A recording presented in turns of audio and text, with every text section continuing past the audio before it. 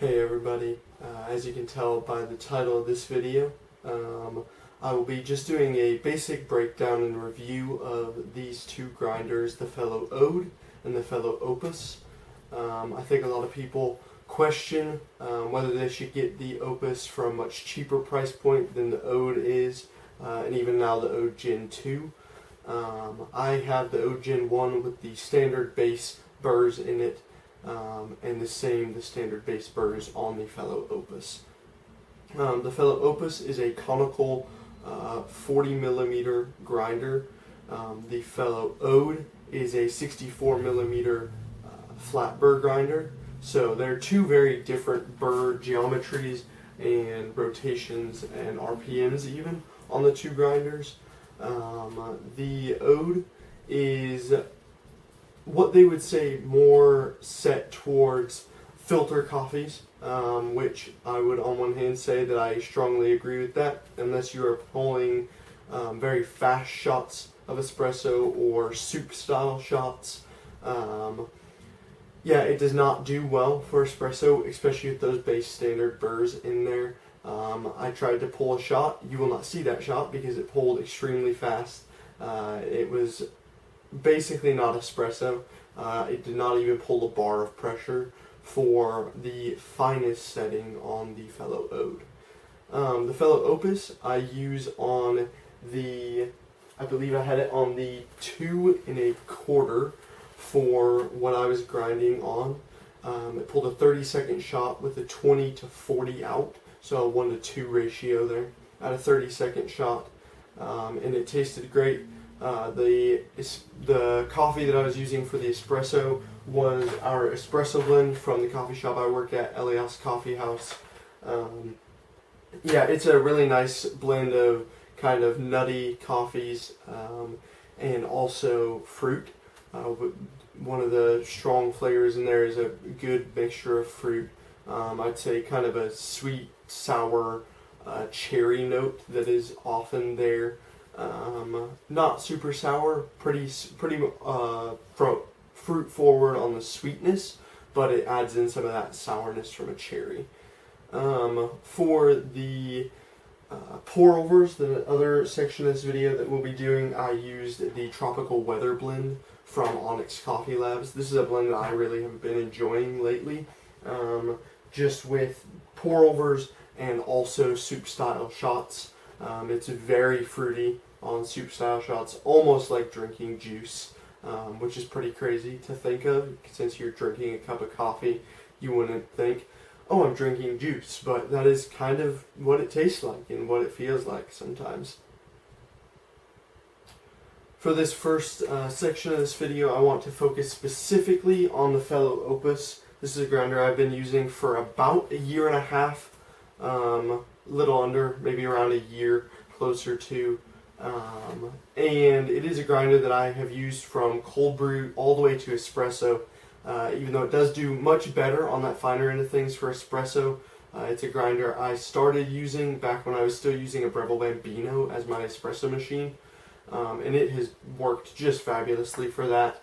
It does lack in some of the clarity that you want in a pour over or a soup style shot, or an AeroPress, things like that, where you want that clarity, those floral fruity notes, but it really does do well with medium to dark roast coffees for espresso. I would say you get super light on it and you're not going to get the coffee's full potential. For the two videos that you'll see, they were both used with the fellow Opus. On the espresso,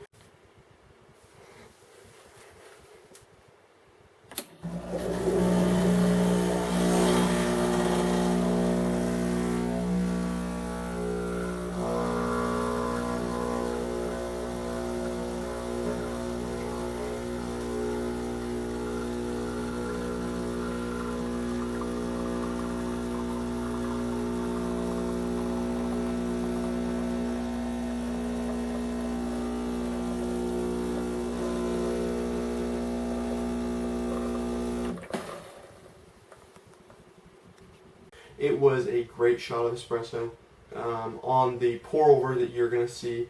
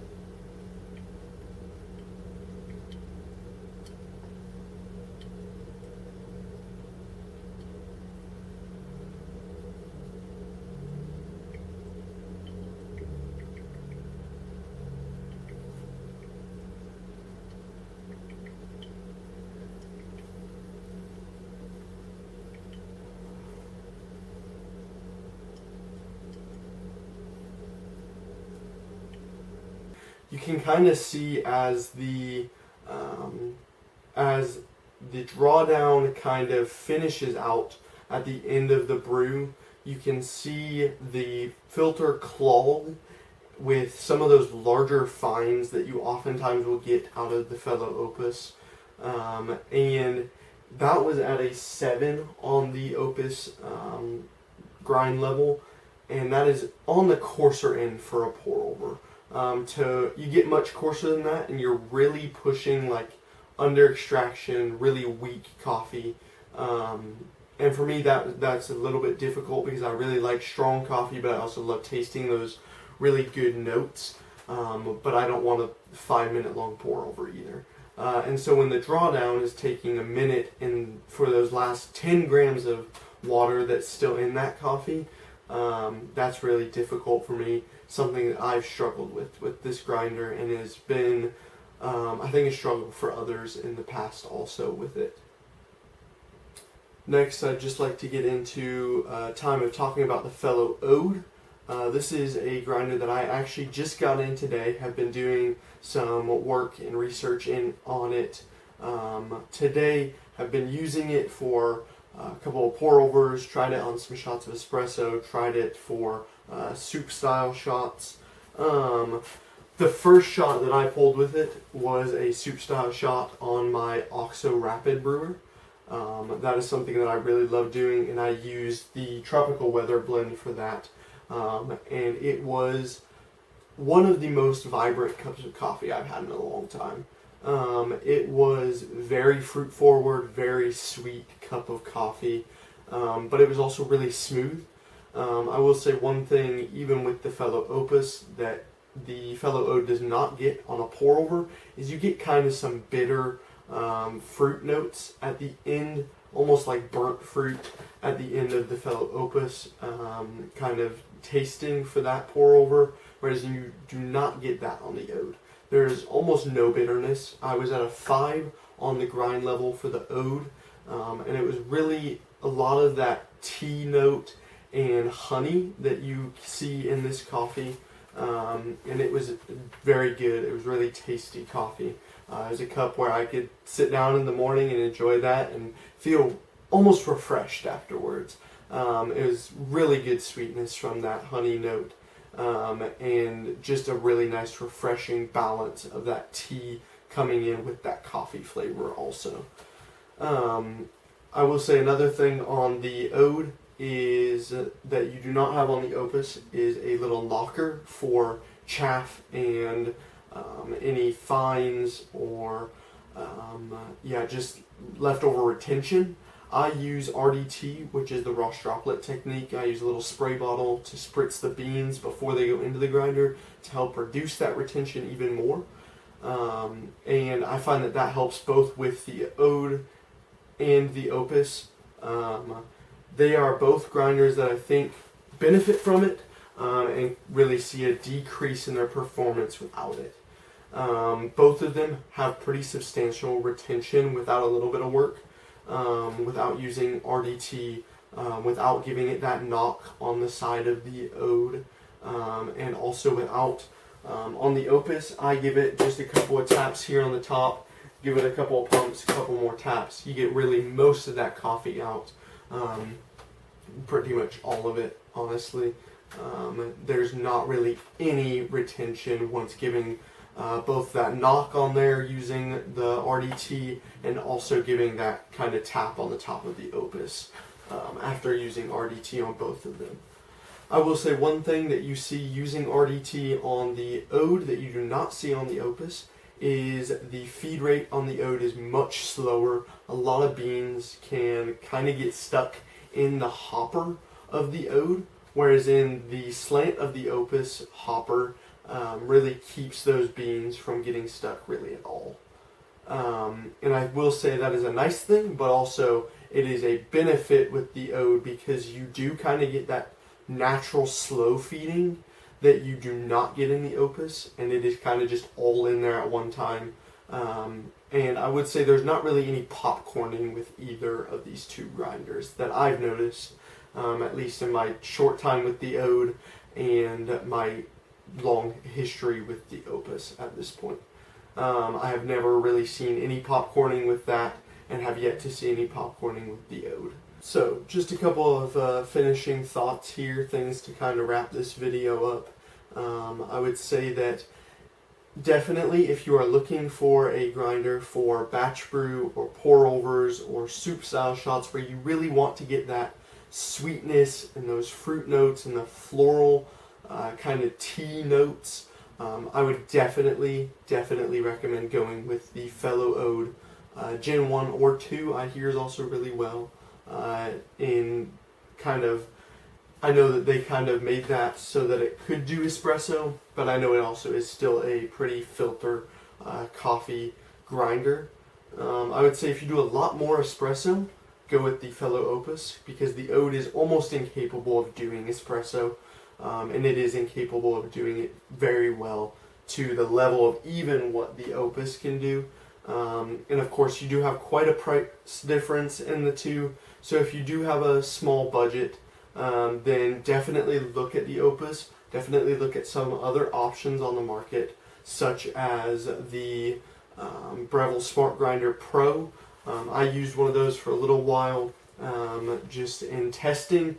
I found it to be a lot louder and a lot more retention than the Fellow Opus was, and it takes a lot longer to grind also. I will say some other benefits of the Opus and some other downfalls of the Ode that I've seen. The Ode does not have a timed grind built into it, whereas in the Opus does. One press of the button on the Opus is 30 seconds. On the Ode, you have to press it again for it to stop. Otherwise, it will continue to go, and I don't know if there's a shut-off time. I haven't tested that yet to see if there is a extended longer cutoff time yet or not. Some other things with the Opus versus the Ode. The Ode is completely stainless steel. There is almost no plastic on it outside of the dial and the hopper lid.